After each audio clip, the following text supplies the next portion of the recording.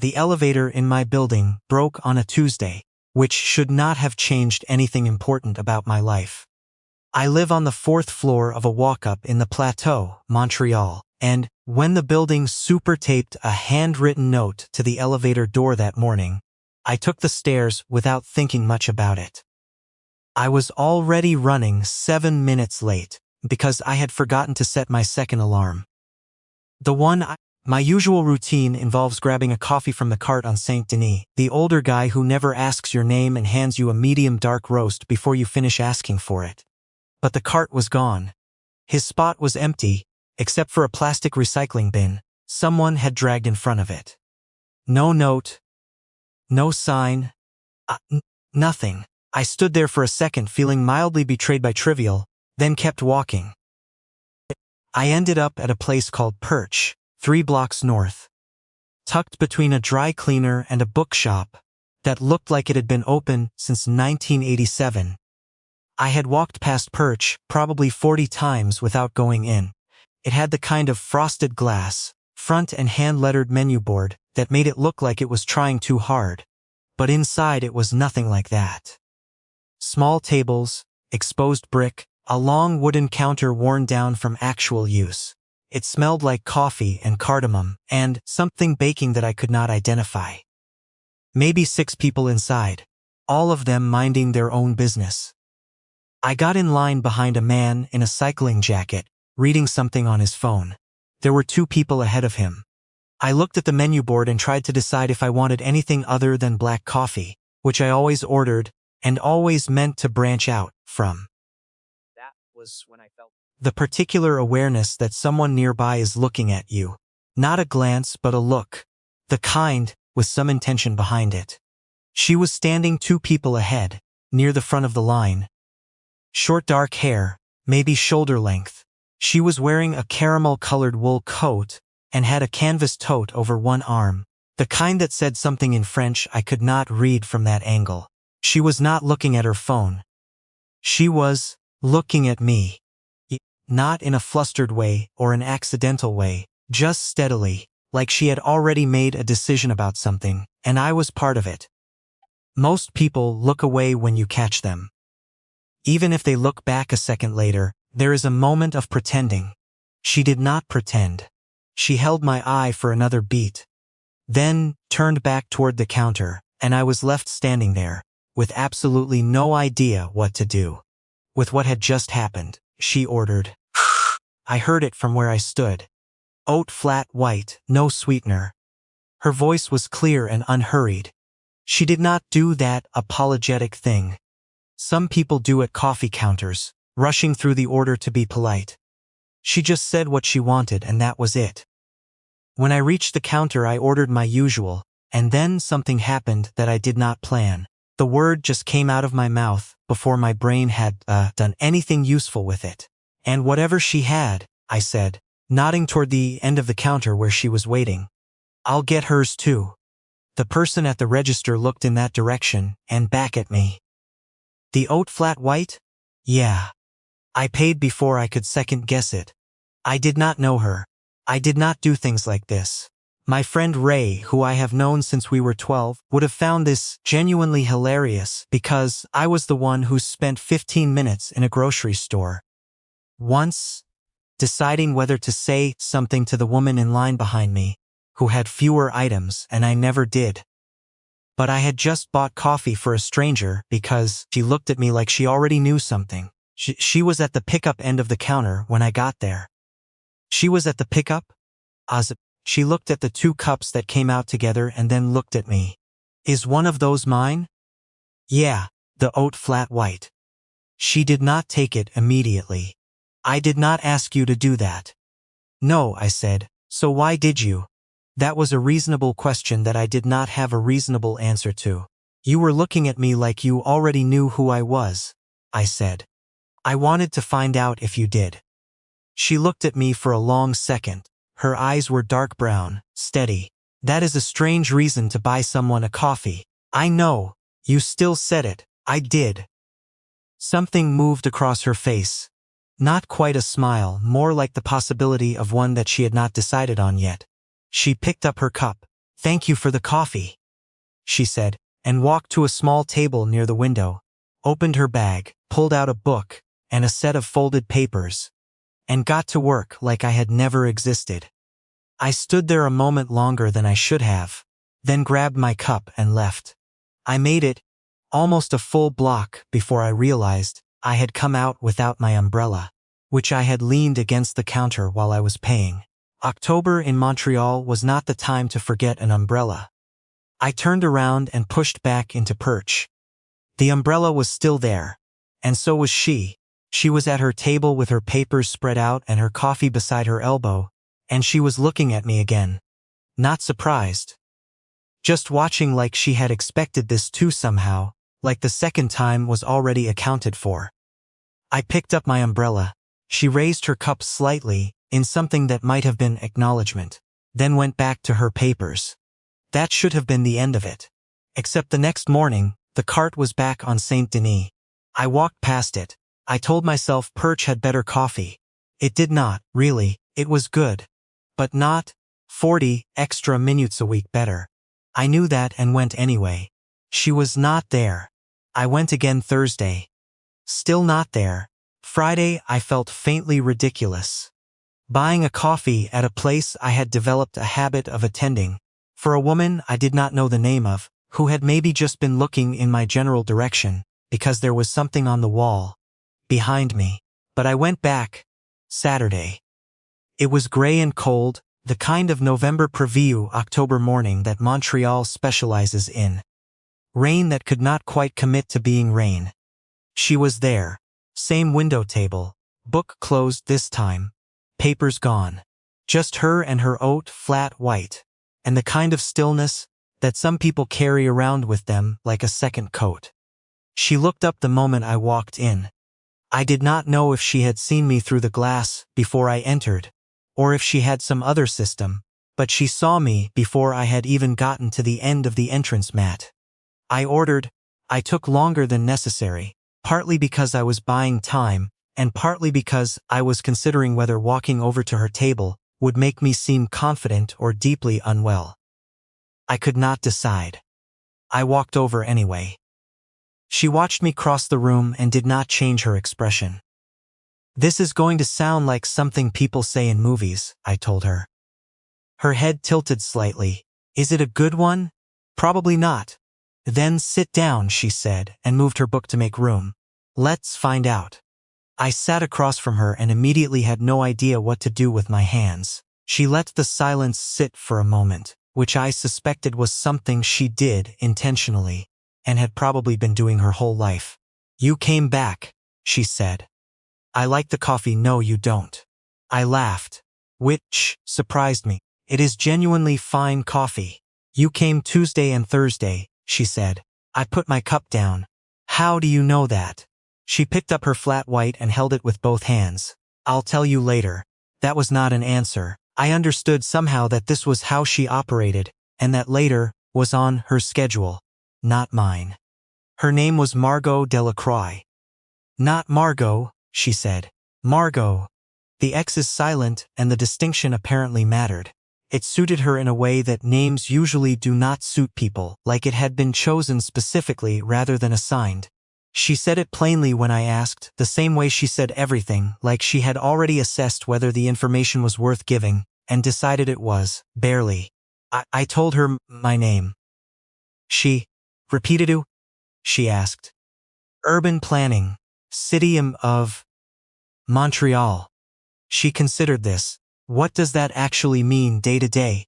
"A lot of meetings where we argue about sidewalks." "Do you win?" "Sometimes. The sidewalks in Rosemont have gotten considerably better, because of me and 3 other people who care too much about pedestrian experience." That almost got a smile. "And you find that meaningful?" "I find it annoying and meaningful at the same time, which seems accurate." She seemed to approve of that answer without indicating so directly. She told me she was an architectural conservationist.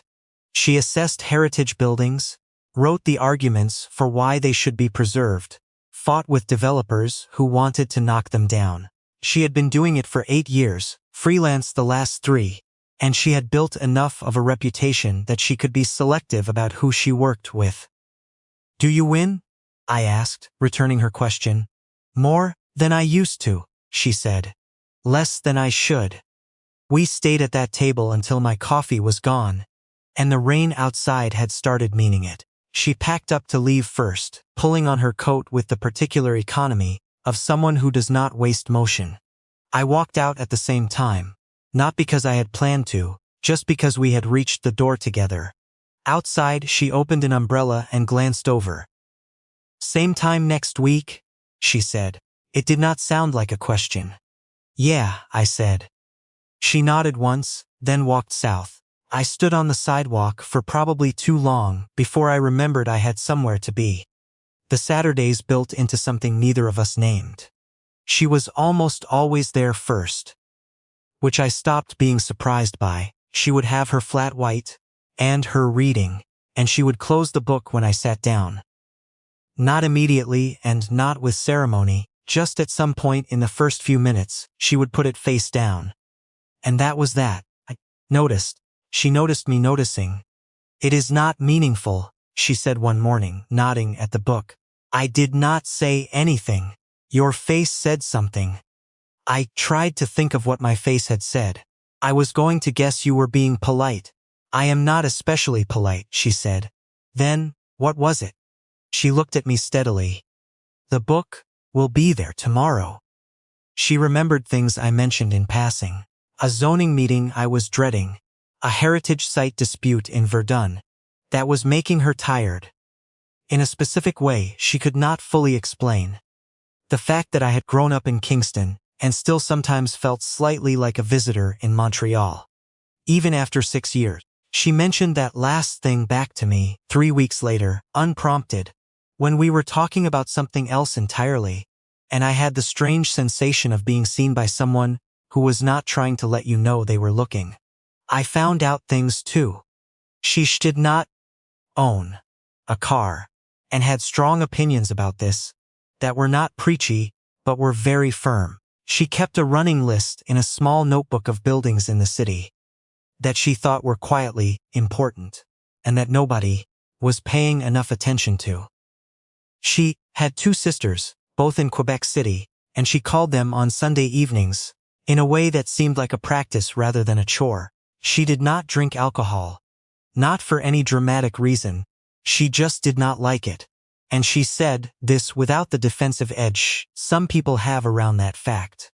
One Saturday in November I told her that work had started to feel like a performance I had been giving. For so long I could not remember the original motivation for it. She held her cup and looked at the window rather than at me. "What did you want when you started?" "To do something that mattered at the scale of where people actually live," I said. "Streets, parks, the stuff you interact with every day without thinking about it." And now? Now I know how slowly things change, and I have gotten better at navigating the bureaucracy, and I am not sure those are the same thing as caring about it. She turned back from the window. "They are not," she said, not unkindly, helpful. "You knew that already. You just wanted someone to confirm it." I thought about that for a moment. "So what do I do with it?" "I do not know yet," she said.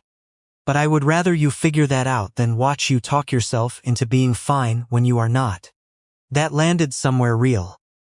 I did not know what to do with it, so I just said okay and we moved on to something else. But it stayed with me longer than most things did. In early December, she mentioned she had an event, a fundraiser for a heritage conservation organization she sat on the board of, at a hotel downtown. She said it with the particular tone of someone announcing a root canal, resigned but compliant. "Sounds like a good cause," I said. "It is. The event is dreadful. 4 hours of people who care about old buildings pretending to enjoy a cash bar and a silent auction, featuring weekend getaways to places none of them will actually go." "I could come," I said. She looked at me. "Why? I know how to be in a room where everyone is pretending to enjoy themselves and not make it worse. That is a very low bar. It is honest." She was quiet for a moment. It is a $200 ticket, she said. I know how to Google things. She looked at me for a long second, calculating something I could not read. Wear something that is not gray, she said finally.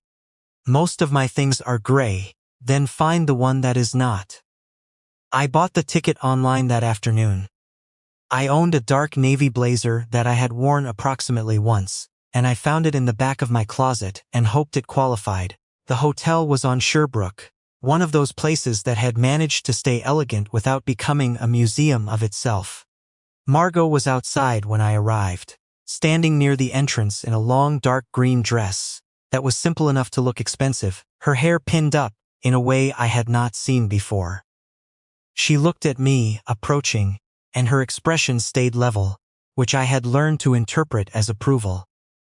Navy counts, she said. Inside, the room was tall-ceilinged and warm, full of people in formal wear, doing the particular performance of enjoying themselves that happens at charity events. Margot moved through it with the same quiet certainty. She moved through everything. I gave her space, talking to people on her periphery. And somehow we kept ending up near each other again without planning it. A man in his 60s with a very firm handshake cornered her near the bar and talked for too long about a development he believed had been handled incorrectly, looking at her like he wanted her to agree with him.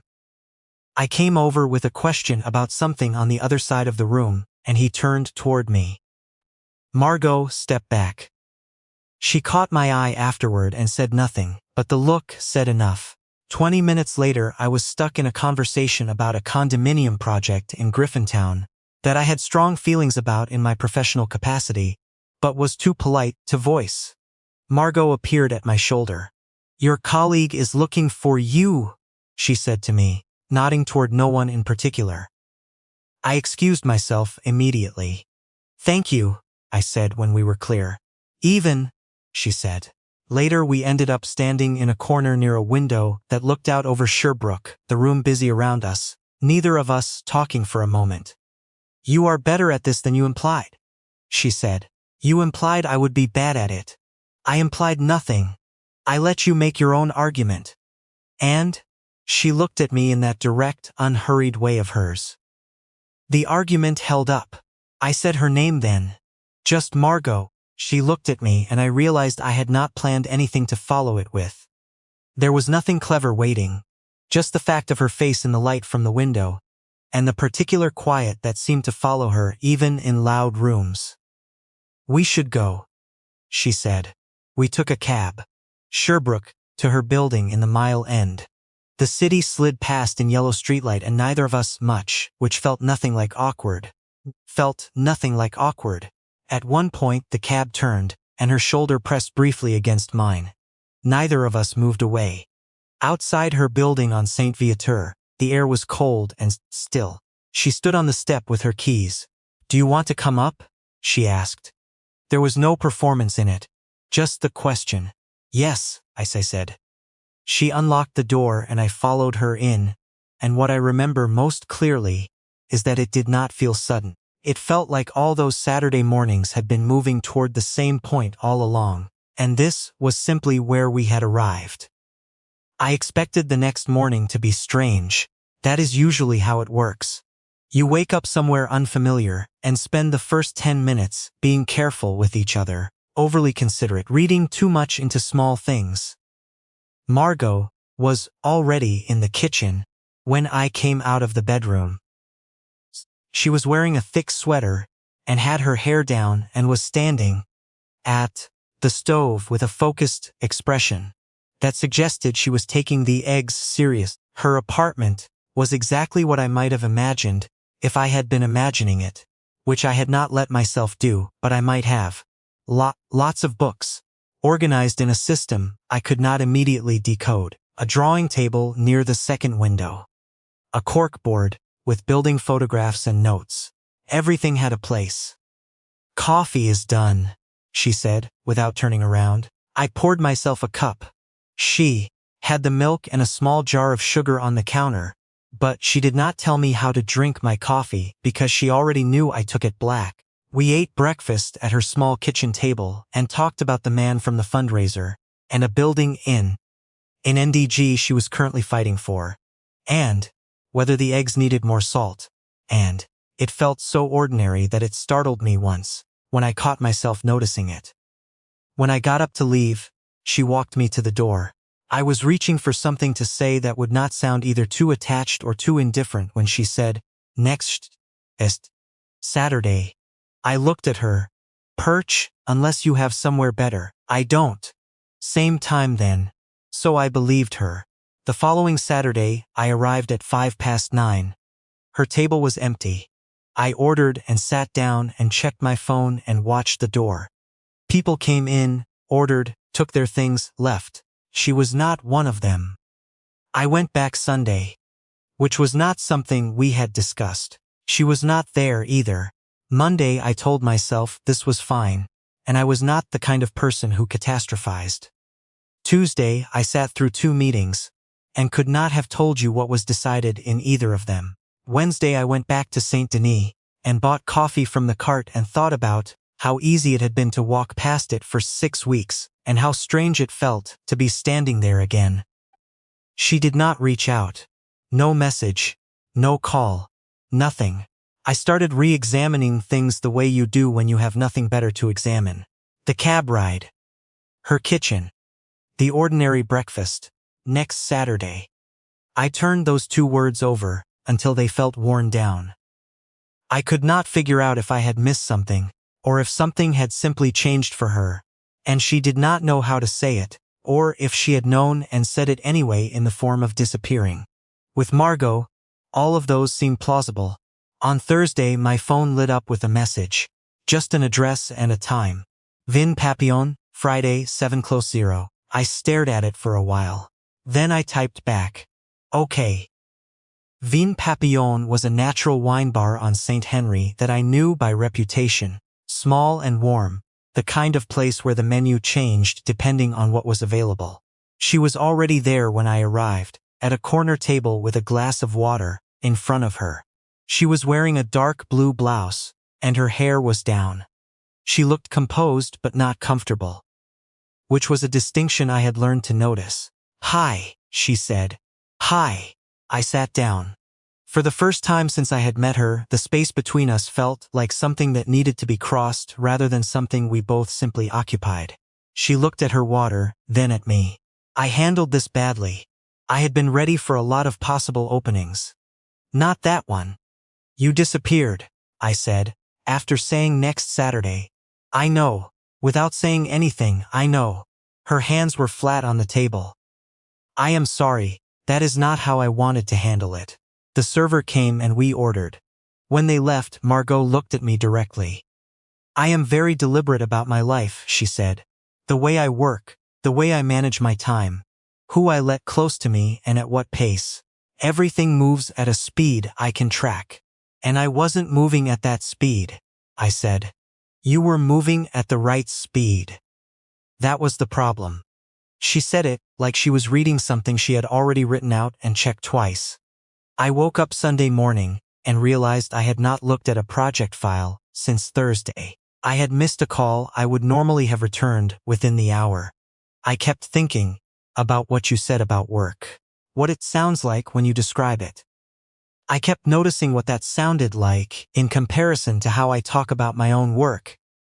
"That sounds like you like talking to me," I said carefully. "It sounds like I was not prepared for how much." She looked down briefly. "That is not a comfortable thing to admit." I asked about her sisters then, not to redirect, but because something in her expression made me think they were relevant. She confirmed it. The middle one, Noelle, had been through a difficult stretch a few years ago, a separation after a long relationship that had looked, from the outside, exactly like what everyone thought she needed. Margot's had been close to it, had watched how much it cost her. She thought she had read it correctly, Margot said. The whole thing, and she had not.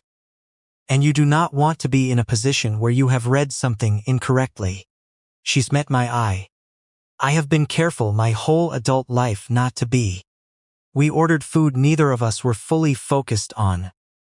At some point, she told me about her father, who had been an architect, brilliant and impractical, who had died when she was 19, before she had understood him as a person rather than a parent.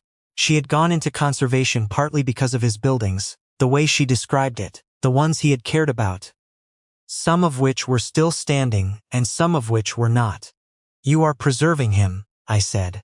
She was quiet for a moment. That is too neat. Maybe, but not wrong, she said. I told her things too. About the job which she already knew some of. But this time I went further. I had grown up watching my dad work at a job he had stopped caring about by the time I was 12, performing competence for another 20 years, until he retired, and I had made a decision at some point that I would not do that. And lately I was not sure I was keeping that promise to myself. She reached across the table and touched the back of my hand. Not a squeeze, just contact, and then she pulled back. Like she caught herself. You should not do that, I said. She looked at me. Touch your hand? No. Pull back when you do. She held my gaze and did not reply. But something in her expression shifted. Outside afterward the street was cold and wet, and the restaurant light threw a long yellow rectangle across the pavement. We stood near the curb while a cab came slowly up the block. I should tell you something else, she said. My stomach moved in an unpleasant direction. What? She breathed in slowly. The first morning at Perch was not an accident. Write in the comments, was I right to feel the way I did when I found out? Or does the truth she told me later change what it meant from the start? I looked at her. She did not look away. What does that mean? I knew who you were, she said, before you walked in. Everything in my head recalibrated. Explain that. Your name came up in a meeting I had in September, a heritage corridor project, and the city planner attached to one of the related files. Oh. I looked into it. Your background, a couple of public presentations you had given. There is a talk you gave at an urban design conference in Ottawa that is on YouTube. I know the one. Aden Sie at me. You argued for making the review process faster in a way that did not cut corners. I found it persuasive. I found you worth knowing. She paused. Your usual coffee vendor posts on Instagram. He mentioned the cart closure 2 days ahead. I knew your block. Perch was the obvious alternative. The street noise seemed very far away. You positioned yourself there, I said. Yes, the table by the window. Yes. The look when I walked in, I was watching the door. I knew what you looked like from the conference video. I saw you before you saw me. I looked down the block. A woman walked past with a dog on a long lead, and I watched them go because I needed something to look at. That was not Margot's face. The coffee, I said finally. That was you, she said. I did not plan that, generous distinction. She absorbed that without flinching. I am not defending it, but it is accurate. Everything I had thought of as accidental had an architect. The look, the line, the fact that she had known I had been back, Tuesday, Wednesday, Friday, because she had been there or had been tracking or some combination. All of it had been built before I walked through the door. You are good at this, I said. At what? Creating the conditions for things to happen. Then letting them happen, yes, she said it plainly. It is what I do professionally too. That does not help. No. She paused. I know. Her voice changed register then, less steady. What I did not plan was any of it after. I did not plan closing the book. I did not plan caring what you thought about your work. I did not plan the event feeling different because you were there. I did not plan your kitchen table analogy when you talked about your father. I do not remember making a kitchen table analogy. You said some people renovate, and some people just rearrange the furniture and call it the same house. I had said that. I had not remembered she was listening that closely. I did not plan wanting the Saturdays, she said. I planned one morning. Everything else grew from something I did not control. I looked at her for a long moment. I need a few days, I said. She nodded immediately. No argument, no pull. You should. A cab came. I got in. Through the window I could see her on the curb, straight and still under the restaurant light, her hands at her sides. As the car moved up toward Sherbrooke, I did not know which hurt more. That she had engineered the beginning, or that I could not stop believing that the rest had been real. For 2 days, I did the things a person does when they are processing something by not processing it. I went to work. I sat in a review meeting for a streetscape project in Verdun, and said the right things. I bought groceries I had not thought about. I ran along the canal on Sunday morning in the cold, and covered 6 kilometers without being aware of the last 3. I kept coming back to the same argument with myself. One half said, she decided who I was before I walked in the door. She arranged a meeting and let me believe it was fate, or chemistry, or whatever we tell ourselves is happening when 2 people lock eyes in a coffee shop. I had been a project. A target, even. An assessment of someone she had decided was worth knowing, executed with the same precision she used on century-old buildings. The other half said, and then she had been there every Saturday. She had closed the book without saying why. She had remembered the things I said, and given them back to me, at moments I did not expect. She had been honest at the fundraiser, in a way that required nothing from her. She had told me the truth on St. Henry when she could have buried it permanently, and I would never have had reason to look. That part would not leave me alone. She had told me when it cost something. When she had everything to lose by saying it, and nothing obvious to gain. That was not a strategy. Strategies are designed to preserve the outcome you want. What she did at Vin Papillon was the opposite of that. On Monday, I called her. She picked up on the second ring. Meet me at Perch, I said. 1 hour. A pause. Okay. She was at the window table when I got there. No book, no papers. Her hands were folded around a flat white. She looked less arranged than usual, which on Margot registered as significant. Like she had not had quite enough time to put everything back in its usual order. I ordered my coffee and walked over. She did not speak. You built the first morning, I said. I wanted her to hear it. Not as accusation, but as fact. You chose the place. You chose the table. You knew what I looked like, and you watched the door, and then when I was there you let me believe I had stumbled into something random. You let me come back and think I was making a choice when you had already made it. She held my gaze. Yes, that was not nothing. I know. I want you to really understand that it changed how I looked at everything. I went back through it all of it. She did not look away, did not soften her expression into something more manageable. She just held it. I understand, she said quietly. I wrapped both hands around my cup. But I kept coming back to something. She waited. You told me, I said. You could have let it be. I would not have known. There is nothing I would have found on my own. You told me at the exact moment it might have ended everything. And you told me anyway. I had to, she said. Why? Because you had been honest with me. She looked at her cup. About the work. About your father. About not being sure you were becoming who you meant to. I could not sit across from that and keep the first morning a secret. It would have changed what I was doing every time I looked at you. What were you doing? I asked. She looked up. Trying to deserve it, she said. What came after the first morning? That was not a thing I had expected Margot Delacroix to say. And she said it like it had cost her something to figure out, not like a line. I leaned back. The room was quiet, around us. Cups and low voices and the sound of rain picking up against the window. Outside, people on the sidewalk moved quickly with their collars up. If this continues, I said, I need it to be different. In what way? No positioning. No deciding what I get to know because the full picture is complicated. If you are building something, I am part of the blueprint, not the subject. She was quiet for a moment. That is fair. I am not saying I am fine with how it started.